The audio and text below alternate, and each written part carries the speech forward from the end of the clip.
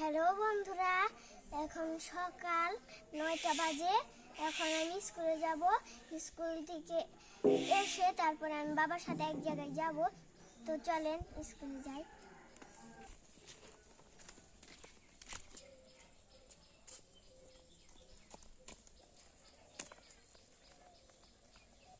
তো বন্ধুরা, আমাদের দিলে কত কত শাপলা ফুল, কতগুলো শাপলা ফুল। এই গাছটা এখানে হয়েছে, এই যে আমি তুলছি। সুন্দর সকালে এই যে এটা এই যে জুইবা থাকে, মানে বন্ধ হয়ে থাকে।